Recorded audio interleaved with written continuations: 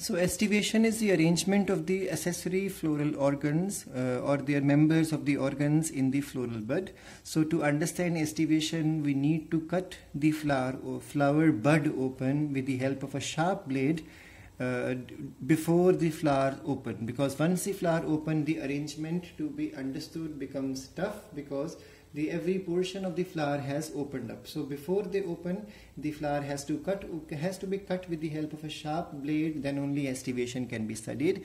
And remember, estivation is only studied with their non-essential parts, that means sepals and petals. So their arrangement with each other. That means if in case there are 5 sepals, so how are these 5 sepals arranged with respect to each other?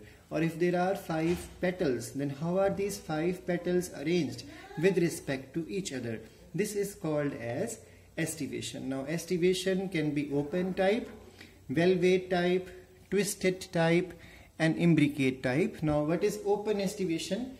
When the petals or sepals do not touch each other and are far from each other, then they are called as open type of estivation.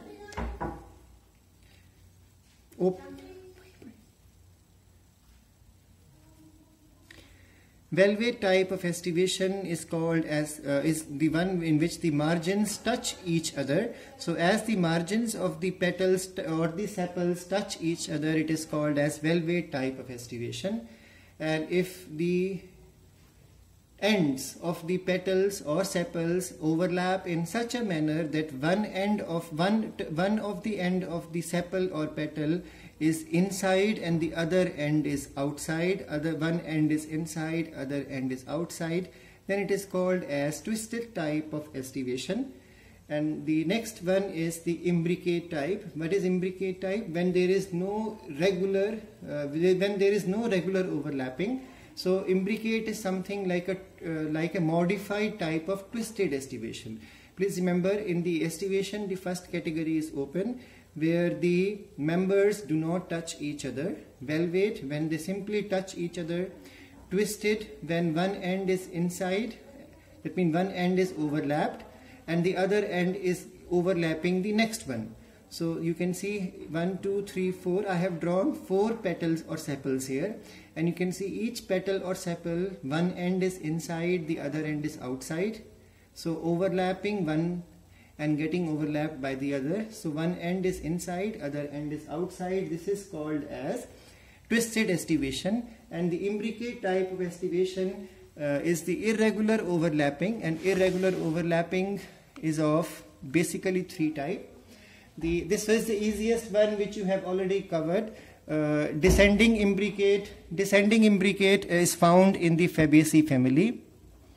In the Fabaceae family, you will find that the petals are 5 in number, and the largest petal is the posterior most petal, which is called as the standard one.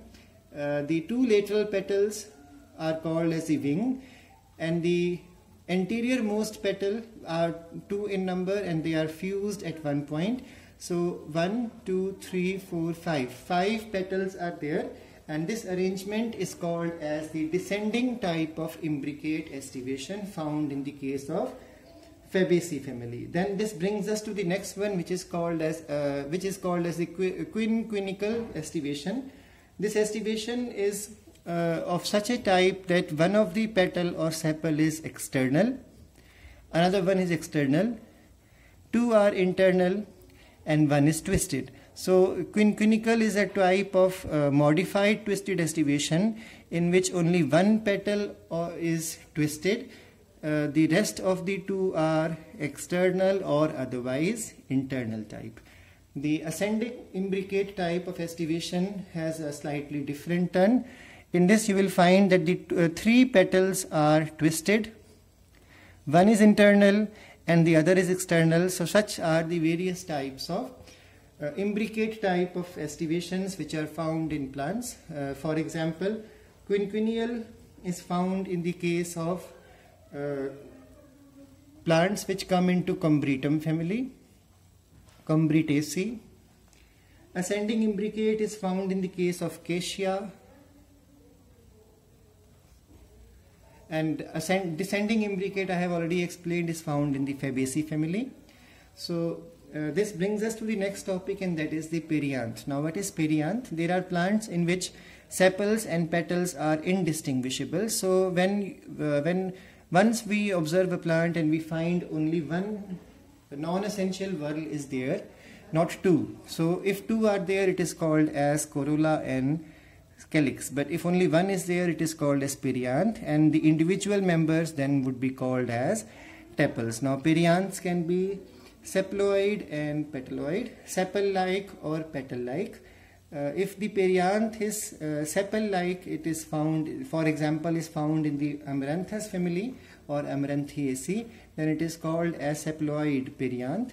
If you have paid attention to lilies, lilies are easiest or the best example of petaloid type of perianth, where colorful tepals are present. It is called as petaloid type of perianth, Liliaceae family. Now perianth also can be free or fused. If the perianth is free, it is called as polytepalous type of perianth or polyphilous type of perianth.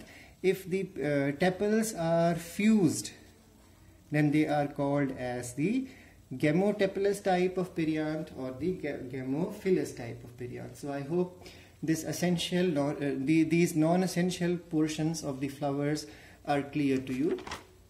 And in the next class, we will be starting with the essential portions of the flower. That means we'll start with androecium and move over to the gynoecium, followed by a long topic of fruit and a topic of seed as well as the family. So it is going to be still a long topic to be covered.